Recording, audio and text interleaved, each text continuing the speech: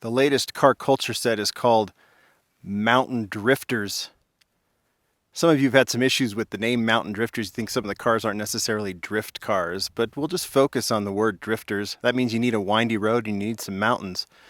So for this particular set, that's what I picked. A windy road, which is down that way, and lots of mountains. I'm at Brighton, up above where I live, here above Salt Lake City, Utah, and drove up here just to open these up, which is commitment, which is fun. So I've got the whole set right here next to the car. Well, right here on top of the car. And we're going to walk right through them. 5 cars in the set plus a chase. Like I said, Mattel sent this to me. So we've got the chase. We're going to open that up too. But let's go one by one.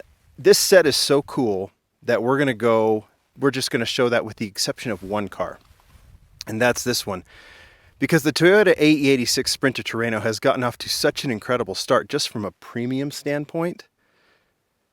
And this drift anime car is so incredible. And so I had to bring the previous versions with me before we open this one up. They're right here. So it's been in basic range, but I just want to focus on the 3 premiums. Number 1, it debuted in Boulevard. Smaller rims. There used to be an A86 that they did before, the Hot Wheels did, and then they finally did it up right. Smaller wheels, better proportions, better silhouette. So this is the Boulevard version, which, you know, with the open headlights and everything, I don't know if you call this stock. It's pretty close to it with the black hood, but it's a very, very cool version. Then we've had 2 other premium, and I just think this family of 4. Here is the initial D version. This one I opened because Mattel sent to me to open. Really happy I have it open now because it looks so good with these 3 others. The initial D has the, it's graphics on one side, no graphics on the other, with the panda colors. I wouldn't open this one if I wasn't told to, but right now I'm stoked that it's open because it looks so good next to these others. And then finally from the Slide Street set, right? This Toyota version, well, with the Toyota colors, which are just so perfectly done as well, wrapping around the side to the back to the front of the car or to the other side of the car. I just think it is so cool that we've got these. Nonetheless, we add this beauty to the mix. And I mean, just look at how cool these 4 are together. Now, before I do that, I'll show you what the back looks like. There are the 5 cars. There is that if you want it. This is not going to be out just yet. This one came directly from Mattel as opposed to the distribution center, but I assume we're going to see it in the next few weeks. Nonetheless, this is the car. Has this anime graphics on the side, fits perfectly with the car, fits perfectly with the theme. I guess this would be the mountains up in Japan that this would drift through. I'm going to show you Julian Coyle's art, which is fantastic. This art does remind me of where I am. Now I'm more in the early spring version with the snow the way it is up here, but within a few weeks it's going to be very, very green up here. So that is the Truano. All right, moving on. Let's get to the Mitsubishi 3000 GT VR4, second version of this beauty. Once again, very, very cool art from Julian Coyles and the packaging team. I have to say, the first one was in Modern Classics last year in red. Had those 5-spoke rims on it. This is such a massive upgrade. I love the blue. I'm so glad they did it in plain blue. But this one with the 10-spoke, the dark 10 spokes, is just a massive improvement. I love the first version. But don't the wheels just change the entire look of the car? I am just super, super into this version of this casting at this point. I just think it looks very, very cool in blue with these darker rims. I don't know what else to say about it, but I mean, it's just one by one by one. This set's going to get better and better and better. Let's move on to number 3. Second version of this one is as well. This is the 2003 Honda NSX Type R. Check out that. That's what this area is going to look like very, very soon. Full of wildflowers, full of green, some water, everything else. But let's focus on this car. This is so era appropriate in terms of the colors, in terms of the rims. Love the white rims on this one. This was designed by Rio Sada for Fast and Furious, so we saw it in black, right? So now we get this white version with the white rims. Type R is so cool. This was something too, if you remember, Rio, because people didn't like his basic version of the NSX, Rio said, I'm going to do a premium version, but I'm going to give you the same size wheels because that's what collectors want. He's like, they're not exactly the same size in real life, but shrunk down to small scale, this makes more sense. And I did like the black version for Fast and Furious, but considering white with the white rims, it just like that kind of 90s, early 2000s look on this. Even there's an 80s vibe to this as well. I just love this version. Would easily be my favorite on any other set, but it's not.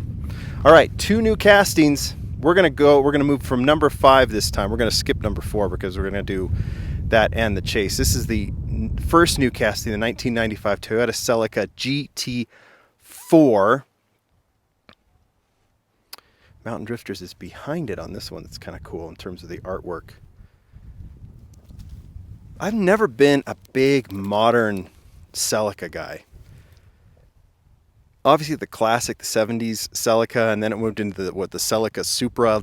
Dig all of those, but I was never really into this. But I judging by the excitement that they're doing the GT4 by so many of you, I'm for it too. And I'll gain an appreciation. That's what Hot Wheels does to me, at least. Helps me gain an appreciation for some cars that maybe in the past would pass by me and I wouldn't give a second thought or some sort of negative thought. But this casting, what I can say at this point, and we'll see as it develops and as it hits other lines, this is a really, really nice replica. I'm assuming this is Mark Jones. Could be Phil Reelman as he's working on this too. Want to give proper credit. I'm sure I'll hear which designer did this one. But absolutely love it. I really like the chrome 5 spokes on this one. Just really, really well done.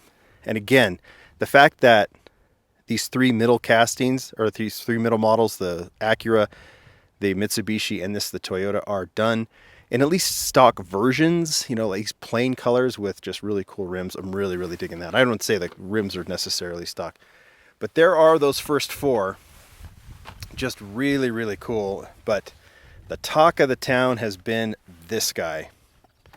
We'll get to the chase here in a second, but let's start with the casting itself. This is insane. Let's give it some appropriate background here. This is the LBE R34 Super Silhouette Nissan Skyline. This is the R34 that Liberty Walk did as a tribute to the Super Silhouettes. You know, if you remember, it was the R30 Super Silhouettes. Tomica Limited Vintage has done them. They're super influential cars in the Japanese car culture world. And this Liberty Walk ode to this car is already so fantastically done. Taking an R34, adding that big front chin, also adding that huge spoiler in the back. You just put this next to an R30 Super Silhouette. Well, Hot Wheels did one too, right? Didn't really like the casting though. This seems to be like the sequel to that Super Silhouette that Hot Wheels did, but it's just so much better. So incredibly detailed. Love that they did the roll cage inside in yellow. 5 spokes look perfect in black. You got the Advent logo. You've got obviously the Liberty Walk logo. This thing is incredible. Like, this one reminds me of just the buzz that the RWB Porsche created when it was done for the Silhouette mix in car culture a few years ago. It's that same vibe, just something so cool, so different. And I have to say this too, like sometimes it's said like, oh, there's just too many Nissans. One of the reasons we see so many Nissans in the Hot Wheels lineup is that Nissan's game to this. There are other car makers that if Hot Wheels came to them and said, we'd love to do a Liberty Walk and a Liberty Walk version of your car, or some sort of like modified version, those car makers would say, no, we don't want it. But in this case, Nissan says, go for it. You've seen that with Junimai's Kaido House cars. Nissan's awesome to work with, and we're benefiting from it. So when you say, oh, there's too many Nissans, just be thankful that they're cool. And that's why we're seeing cars like that. So that is the red and black tribute to the Super Silhouette R34. And here is the chase. Every mix now has a chase in black. At least this year they're all going to be black. I don't know if they're going to change that. Corvette in the first one, Mercedes Black Series in the second. And yeah, they picked the right model to make the chase. This is incredible. I mean, just as a chase, it's cool, but as this, as an all black silhouette R34, it's incredible. I love it so much. I don't know which one I like better. I mean, that red and black is super cool, but this is just so mean too. Just taking advantage of this deco. Now, I'll give you a hint. We're going to see this again this year, this casting. So this is the second of 3 versions we're going to see in 2022, maybe early 2023. But notice too, what's cool here is they changed that yellow roll cage to red on this one, just as a little splash of cool on this. I just love it. Everything else is in the black and white. Taillights, headlights are done differently, of course. But this is just a very, very special casting, and it's going to be incredibly hyped. It's going to be totally buzzed. It's going to be picked up at stores, both versions, I'm sure. And I think it deserves it. So you guys tell me what you think. What's your favorite? Is it that AE86? Is it the Chase? Is it both? Is it the Celica? Acura? Don't sleep on the Mitsubishi either. This set is darn near perfect. Maybe the name doesn't make sense, but it got me out here. So I'm not going to complain. Thanks, everybody. More to come. Bye.